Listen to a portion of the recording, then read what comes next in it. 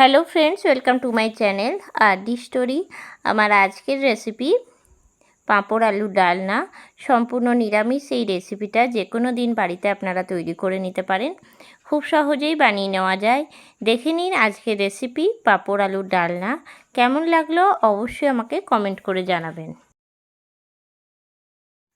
পাঁপড় আলুর ডালনা করার জন্য আমি নিয়ে নিয়েছি এখানে পাঁপড়। আমি এখানে 3টে পাঁপড় নিয়েছি। পাঁপড়টা 4টে টুকরো করে নেব।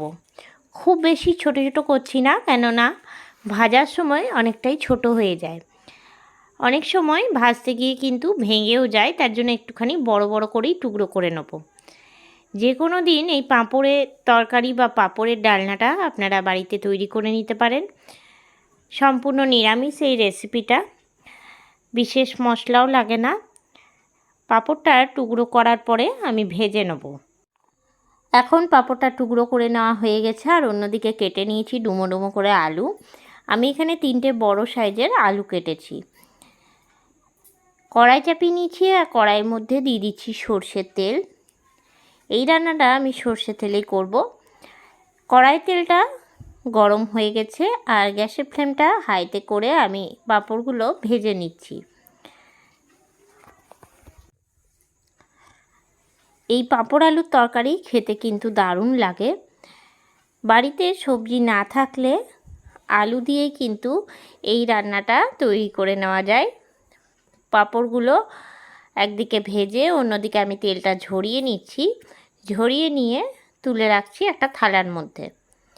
পাঁপড় ভাজার এই তেলের মধ্যেই কিন্তু আমি পুরো তরকারিটা করব। পাঁপড়েরও অনেক রকম ভ্যারাইটি হয়। বাজারে অনেক রকমের পাঁপড়ের প্যাকেট কিনতে পাওয়া যায়। যে কোনো পাঁপড়ের প্যাকেট দিয়ে কিন্তু এই পাঁপড় আলুর তরকারি বা পাঁপড় আলুর ডালনার রেসিপিটা আপনারা তৈরি করে নিতে পারেন। সব পাঁপড়গুলো এখন ভেজে নেওয়া হয়ে গেছে। ওই তেলের মধ্যে আমি দিয়ে দেবো ফোড়ন। ফোড়নে দিয়ে দিচ্ছি গোটা জিরে হাফ চামচ, দিয়ে দিচ্ছি একটা শুকনো লঙ্কা, একটা তেজপাতা, আর দিয়ে দিচ্ছি হিং পাউডার। এখানে সামান্য পরিমাণে আমি হিং দিয়েছি, কেননা এটা নিরামিষ রান্না। ফোড়নটা খুব ভালো মতন রেডি হয়ে গেলে এই তেলের মধ্যে আমি দিয়ে দিচ্ছি কেটে রাখা আলুগুলো। আলুগুলো খুব ভালো করে প্রথমে ভেজে নেব। দেওয়ার পরে নাড়াচাড়া দিয়ে নিলাম। এরপরে আমি এর মধ্যে দিয়ে দিচ্ছি হলুদের গুঁড়ো আর পরিমাণ মতন লবণ। লবণ আর হলুদ দেওয়ার পরে খুব ভালো করে নাড়াচাড়া দিয়ে নিচ্ছি। যেহেতু লবণ দেওয়া হয়ে গেছে, আলুটা কিন্তু তাড়াতাড়ি সেদ্ধ হয়ে যাবে। অন্যদিকে মিক্সিতে আমি একটা মশলা তৈরি করে নিচ্ছি। তার জন্য প্রথমেই নিয়ে নিলাম একটা টমেটো, বড় সাইজের 4 ভাগ করে কেটে নিয়েছি। নিয়ে নিলাম টুকরো করে রাখা আদা, 4 টুকরো আদা দিয়েছি, আর 2টো শুকনো লঙ্কা একদম মিহি পেস্ট তৈরি করে ফিরে আসছি। অন্যদিকে আলুটা কিন্তু এখন অনেকটাই ভাজা ভাজা করে নেওয়া হয়ে গেছে। তরকারির জন্য আলুটা ঠিক এরকম লাল লাল করে ভেজে নিতে হবে। এরপরে মিক্সিতে বেটে রাখা টমেটো, আদা আর শুকনো লঙ্কার পেস্টটা দিয়ে দিলাম কড়াইয়ের মধ্যে। আলুর সঙ্গে খুব ভালো করে কষিয়ে নেব। আমি এখানে শুকনো লঙ্কা বেটেছি, আপনারা চাইলে এখানে কাঁচা লঙ্কাও বেটে নিতে পারেন। একটুখানি ঝাল হওয়ার জন্য আমি শুকনো লঙ্কার ব্যবহারটা করেছি। এরপরে দিয়ে দিচ্ছি 1 চামচ জিরে গুঁড়ো, 1 চামচ ধনে গুঁড়ো, আর দিয়ে দিচ্ছি কাশ্মীরি লঙ্কার গুঁড়ো তরকারির কালার হওয়ার জন্য। এই 3টে দেওয়ার পরে খুব ভালো করে আরও একবার আমি নাড়াচাড়া দিয়ে নিচ্ছি। সামান্য করে জল দিয়ে দিয়ে মশলাটা কষিয়ে নেব। গ্যাসের ফ্লেমটা লো টু মিডিয়ামে রাখবো।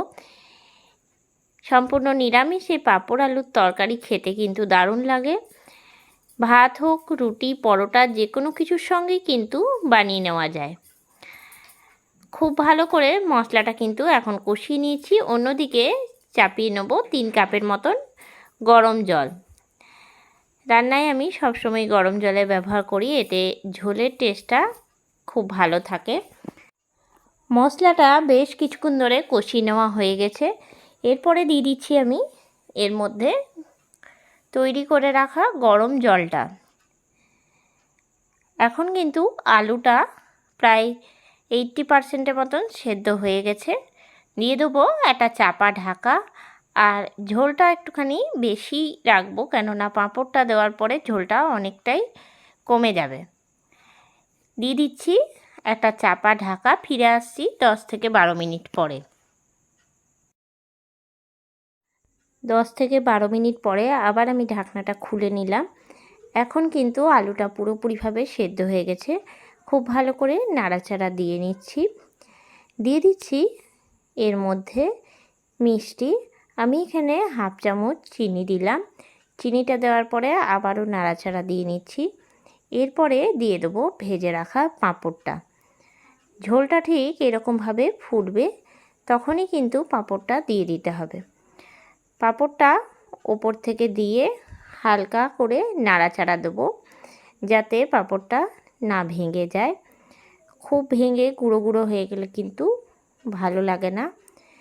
প্রথমে 3টে দিলাম, তারপরে ঝোলটা হালকা করে দেওয়ার পরে আবার আরও 3টে ওপর থেকে দিয়ে দিচ্ছি। এই একই রকমভাবে সব পাঁপড়গুলো আমি দিয়ে দেবো।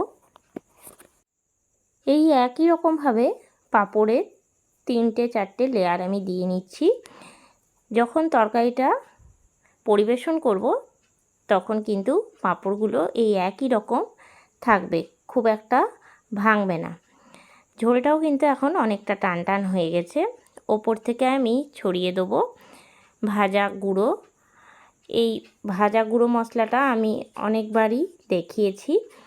এই মশলাটা ওপর থেকে দিলে কিন্তু রান্নার স্বাদটা খুবই ভালো হয়। পুরোপুরিভাবে তৈরি হয়ে গেল পাঁপড় আলুর ডালনা বা পাঁপড় আলুর তরকারি। তৈরি হয়ে গেল আমার আজকের রেসিপি পাঁপড় আলুর ডালনা। কেমন লাগলো আজকের এই রেসিপিটা অবশ্যই আমাকে কমেন্ট করে জানাবেন। আজকের রেসিপিটা আপনাদের ভালো লেগে থাকলে লাইক করবেন, শেয়ার করবেন। এই চ্যানেলে নতুন বন্ধু হয়ে থাকলে চ্যানেলটা সাবস্ক্রাইব করার অনুরোধ রইল। আর যারা ফেসবুক পেজ থেকে দেখছেন তারা অবশ্যই পেজটাকে ফলো করে দেবেন। আরও নতুন নতুন রেসিপি নিয়ে হাজির হব। সঙ্গে থাকুন আর দেখতে থাকুন।